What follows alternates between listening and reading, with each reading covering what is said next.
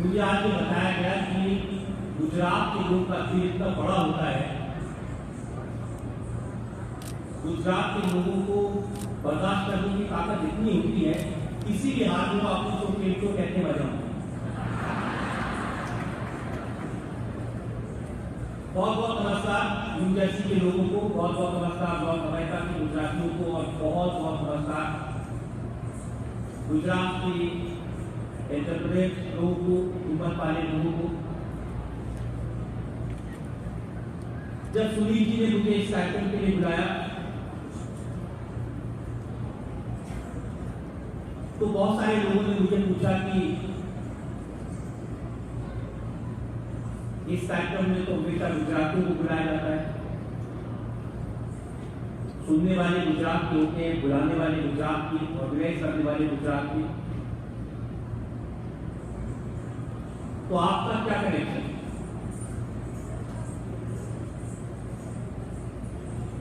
मैंने सोचा और मुझे लगा कि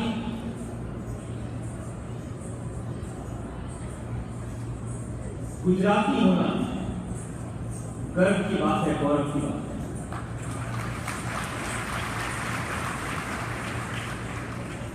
अगर रेलवे स्टेशन पर चाय बेचने वाला प्रधानमंत्री बन सकता है तो मैं भी गुजराती हूं।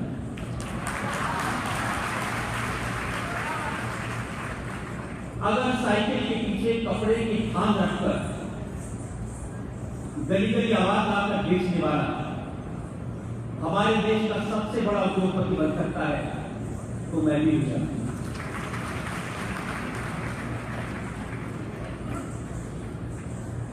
आपकी तरह उद्योग लगाकर इंटर्नशिप करके पूरे अमेरिका को साइलेंटली अपने सामने झुकाने वाले अगर लोग गुजराती हैं तो मैं भी गुजराती।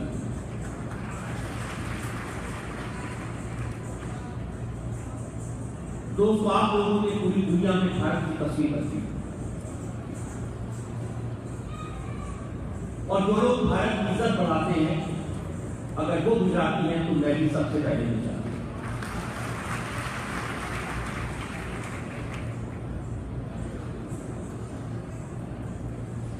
मेरा जीवन जैसा आप पर्दे पर देखते हैं, जैसा ग्लैमरस आपको दिखाई देता है, ऐसा ग्लैमरस नहीं है। आपने कुछ बातें सुनी की होंगी, जैसी सेक्सी लाइफ दिखाई देती है, इसमें तो ऐसी जिंदगी नहीं थी। लेकिन मैंने कभी संघर्ष से हार नहीं मानी, और सच कहूं तो ये संघर्ष की बहुत बड़ी प्रेरणा गुजरात के लोगों से मिलती है जो कभी हार नहीं मानी। और आज आप उनके सामने मैं ये कहने आया हूं कि आज से गुजरात मेरा है, मैं गुजरात का हूं, मैं आपका हूं और आप हैं।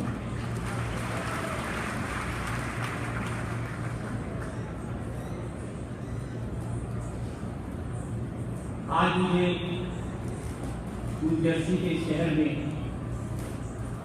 अदालत में बुलाया गया है। मुझे सूरी जी ने कहा कि आपने 22 साल से आपकी अदालत चलाई और आज हम आपको कटघरे में खड़ा करेंगे, आपकी अदालत चलाएंगे और सवाल पूछेंगे।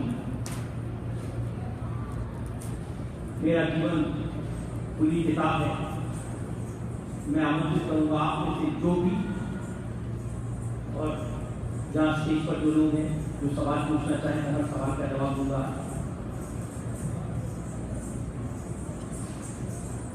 और इसमें जवाब दूंगा कि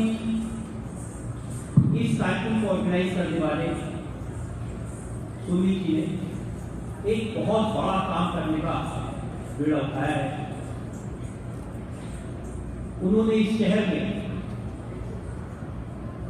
आपके जैसे प्यार करने वाले लोगों के बीच, आप जैसे एंटरप्राइजिंग लोगों के बीच भारत भूमि क्रिएट करने का बहुत बड़ा काम किया है। एक ऐसा सेंटर वो बनाना चाहते हैं जिसमें भारत के एक शहर की संस्कृति, भारत के एक शहर की सभ्यता, भारत के एक शहर की महक आपको दिखाई दे। मुझे लगता है कि इतिहास में इतना बड़ा काम शायद पहले कभी नहीं हुआ जो भारत को मान दे, भारत को समझे। यह ऐसा वक्त है जब पूरी दुनिया प्रधानमंत्री नरेंद्र मोदी की तरफ देख रही है। यह ऐसा वक्त है जब पूरी दुनिया भारत की तरफ देख रही है। ऐसा वक्त है जब भारत महाशक्ति बनना चाहता है। अगर ऐसे समय में अमेरिका में ऐसा सेंटर क्रिएट करेंगे, ऐसी भारत भूमि क्रिएट करेंगे जहां पर लोग आकर के भारत का दर्शन कर सकें, भारत को जान सकें, मैं समझता हूं कि सिर्फ गुजरात पर नहीं, पूरे भारत भूमि पर यह सुनिश्चित का बहुत बड़ा उपकार है।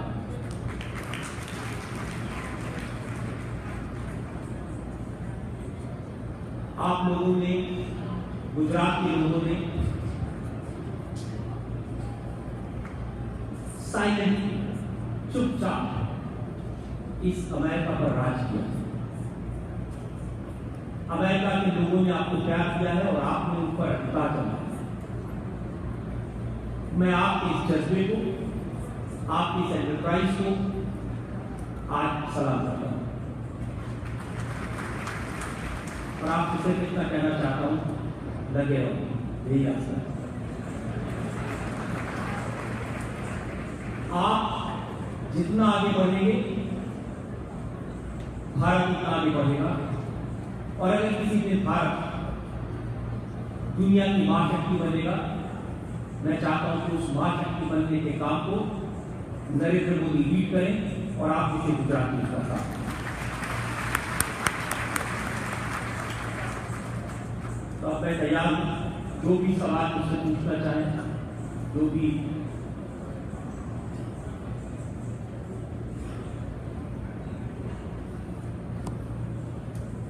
बस आप उससे गुजराती में पूछेगा, क्योंकि ये 3 शब्द आते हैं, गेम शो और दूसरा है मजामा और फिर आउटडोर।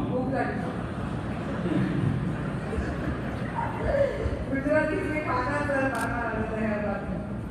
नमस्कार रजत जी, ये सवाल नहीं है, लेकिन ये सवालों का सिलसिला शुरू हो उसके पहले सारे ऑडियंस की तरफ से मैं आपकी जीवन के डायरेक्टर उनको स्टेज पर बुलाना चाहूंगा।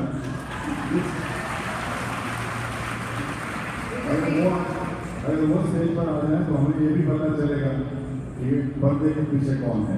Thank you.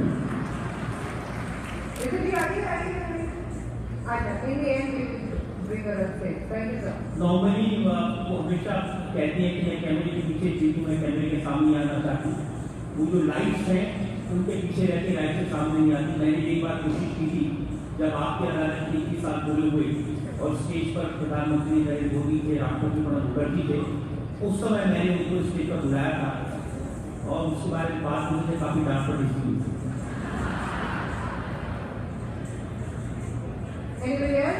यस रजत जी, आपको ये चलो गुजरात में आने का इंस्पिरेशन कैसे मिला? आपको गुजराती नहीं हो? मैंने बताया कि मुझे मैं गुजराती नहीं हूँ, और जब सुनील जी ने इन्वाइट किया और उनके ब्रदर जो वहाँ रहते हैं अहमदाबाद, वो मुझे बुलाने के लिए आए, उन्होंने मुझे गुजरात, चालू गुजरात के बारे में बताया। उन्होंने इसके जो किस तरह से ऑर्गेनाइज करते हैं उसके बारे में बताया। मैं धीरे धीरे उनकी बात सुनता रहा। फिर उन्होंने एक बात कही, उन्होंने कहा कि जब नरेंद्र मोदी जी को अमेरिका आने का पासपोर्ट नहीं मिलता था, वीजा नहीं मिलता था, उस समय उन्होंने सारी विकट परिस्थितियों के बावजूद उनका वीडियो कॉन्फ्रेंस से कार्यक्रम किया और 4 दिन के नोटिस भी किया, जिसमें 6000 गुजरात के लोग हैं। उस समय मुझे लगा कि ये दमदार लोग हैं और अगर ये कोई कार्यक्रम करें तो जरूर जाना चाहिए।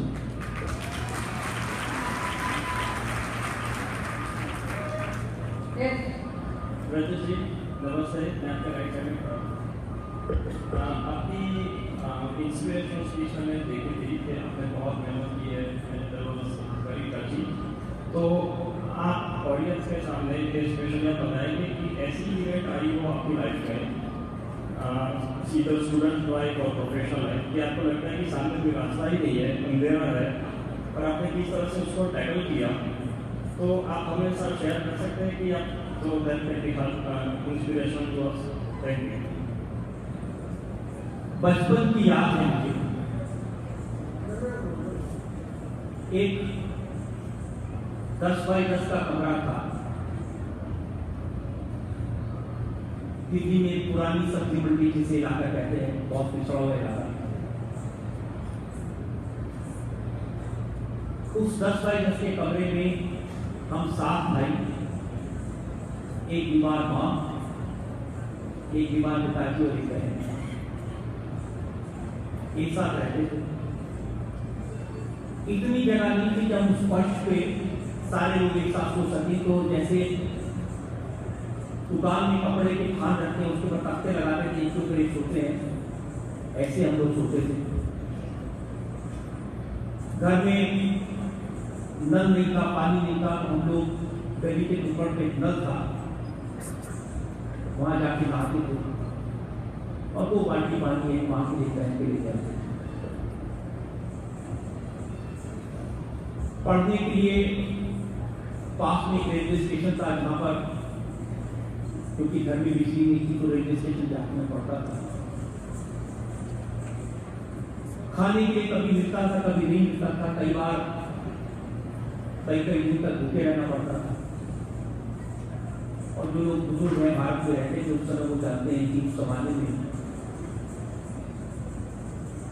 अमेरिका से गरीबों के लिए दूध का पाउडर भेजा जाता था, ड्राई पाउडर। तो लाइन में लग के कई बार वो दूध का पाउडर घर ले आते थे और वो गर्म करके पानी में डालते, कई दूध से काम होता था।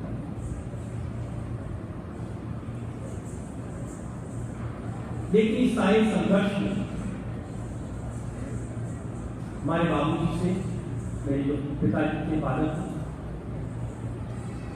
उनसे बहुत इंस्पिरेशन ली। जब हम उनसे कहते थे कि दुख है, तकलीफ है, तो एक दिन उन्होंने कहा कि अगर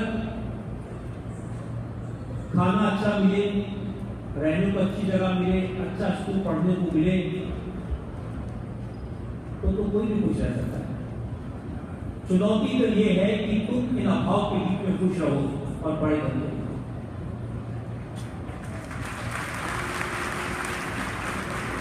एक घटना मुझे याद है,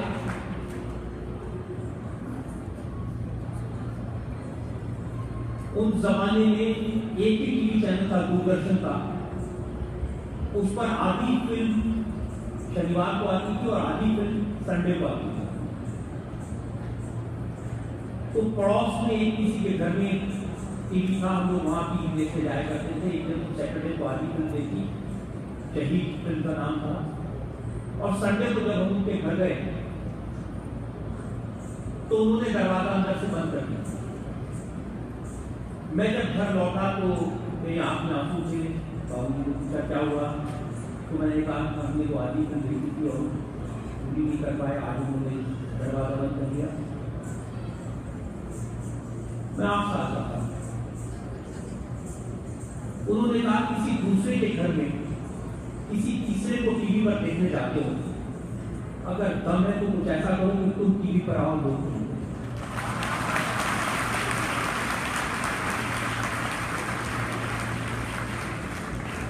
उनका वो बात मेरी जिंदगी का प्रेरणा स्रोत बना,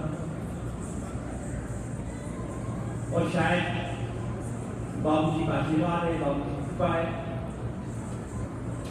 कि आज आपके सामने इस रूप में खड़ा हूं। और जो कुछ मैंने अचीव किया उसको उनकी सिखाई हुई बातें, उनके साथ जुड़ा हुआ संघर्ष और उनका आशीर्वाद, यही सत्य होता है।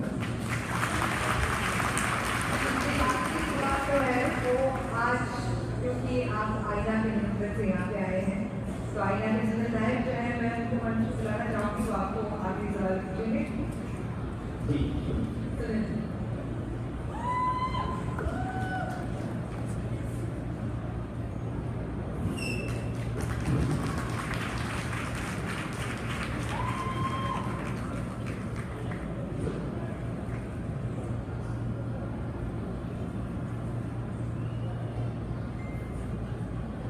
doing this आपकी अदालत for such long time consistently, 22 years.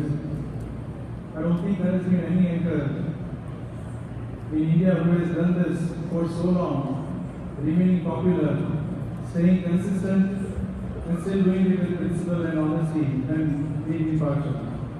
So, I'm said all of that. Doing all those interviews, who has impressed you the most in your career?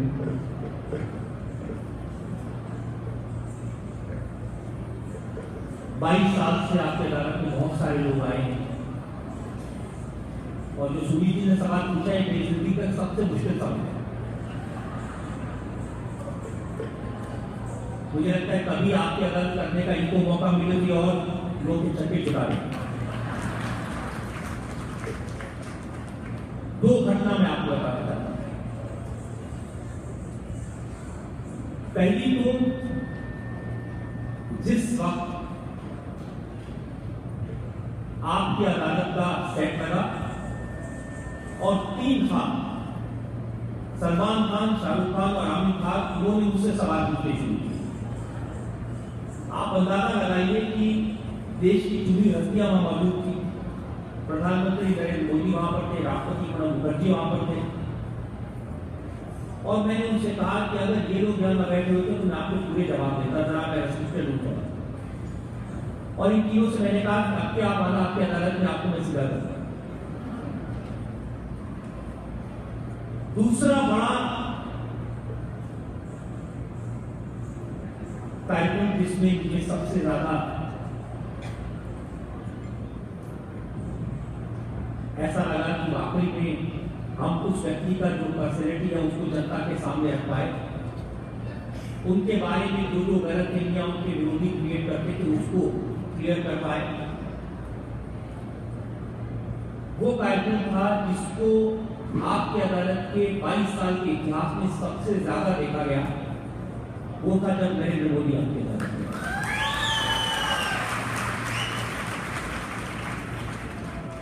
आपको बताऊं कि जिस समय मोदी जी आपकी अदालत के लिए आए तो इलेक्शन की कैंपेन का पीक था। एक एक दिन में वो 4-4, 6-6 सभाएं करते थे। सारा का सारा इलेक्शन का, लोकसभा के चुनाव का दारोमदार उनके ऊपर था। और जब मैं उनको आमंत्रित करने गया उन्होंने कहा कि रजत जी मैं आऊंगा तो सही। वो मुझे पंडित जी कहते हैं, कहा पंडित जी मैं आऊंगा तो सही, लेकिन जरा समय निकालना थोड़ा मुश्किल हुआ है। तो फिर उन्होंने एक दिन रात को 9 बजे कहा कि मैं पश्चिम बंगाल में पब्लिक मीटिंग है वो खत्म करके मैं 9, साढ़े 9 बजे तक पहुंचूंगा। हम इंतजार करते रहे, वो करीब 10:30 बजे हमारे स्टूडियो में पहुंचे और करीब 400 लोग की ऑडियंस थी जो वहां पर इंतजार कर रहे थे। और ये वो लोग थे जिनके बारे में मैंने कहा था कि हम अपने कार्यक्रम में बीजेपी के लोगों को, समर्थकों को न बुलाएं मोदी जी के, क्योंकि वो लोग बहुत डिस्टर्ब करेंगे, सवाल पूछेंगे। ऐसे लोगों को बुलाएं जो न्यूट्रल है। और इलेक्शन का वक्त था। जब 10:30 बजे वो पहुंचे तो उनका गला बिल्कुल बंद था। उनके मुंह से प्रयास करके भी, कोशिश करके भी एक दो सेंटेंस नहीं बोले जाते। तो ऋतु जी वहां थी, उन्होंने उनसे कहा कि आपको अदरक का पानी दे दें, काली मिर्च दे दें, मिश्री दे दें। तो उन्होंने उस बंद गले की आवाज में धीरे से कहा कि मैं जितने भी इलाज हो सकते हैं वो सब कर चुका हूं, आप इलाज तो कम से कम मत करिएगा। लेकिन उन्होंने कहा कि थोड़ा इंतजार करें।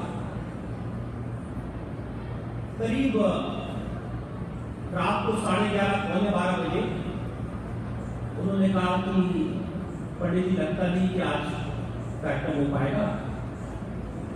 मैं थोड़ा उदास हुआ तो मैंने उनसे कहा कि नीचे ऑडियंस बहुत सारे लोग आए हुए, आपके 12 बजे तक उनको इंतजार कर रहे हैं, तो ऐसा करते हैं आप जाके एक बार उनको मिल लीजिए और अब वो शॉट्स लेंगे और फिर व्यूअर्स को बताएंगे, क्योंकि मोदी जी का गला बिल्कुल बंद है, इसलिए वो कार्यक्रम नहीं कर पाए। जैसे ही मैंने अनाउंस किया आज हमारे मेहमान है नरेंद्र मोदी, तो पूरा स्टूडियो गूंज उठा मोदी मोदी मोदी। और मैं खुद सरप्राइज था कि ये लोग न्यूट्रल लोग जिनका किसी पॉलिटिकल पार्टी से संबंध नहीं, और उनकी चेहरे देख करके मोदी जी के चेहरे पर थोड़ी मुस्कुराहट आई। एक लड़की थी यंग, उसने कोने में से कहा मोदी आई लव यू। तो मैंने देखा मोदी जी का चेहरा बहुत खिल गया। एक बूढ़ी औरत थी, उसने कहा कि बेटा मेरी उम्र तुझे रखा है। 15-20 मिनट इस तरह के इमोशनल इंटरेक्शन उनका उस ऑडियंस से होता है। उसके बाद उन्होंने कहा कि कोशिश करते हैं। वो कटघरे में बैठे, कब उनका गला खुला, तब उन्होंने सवालों के जवाब देने शुरू किए। 1.5 घंटे तक हमने उनसे सवाल पूछे, एक एक सवाल का उन्होंने जवाब दिया। मैंने कड़वे से कड़वे सवाल उससे पूछे, लेकिन उन्होंने हर सवाल का बड़ी हिम्मत से जवाब दिया। और बाद में उन्होंने कहा कि शायद कोई भगवान की कृपा थी कि गला भी खुल गया, जवाब भी अच्छे मिल गए और एक ऐतिहासिक कार्यक्रम करने बन गया। तो ये सुनी थी मेरे जीवन का, इतिहास का ये सबसे अच्छा प्रोग्राम था। और मुझे खुशी इस बात की कि वो जो सपूत है वो गुजरा।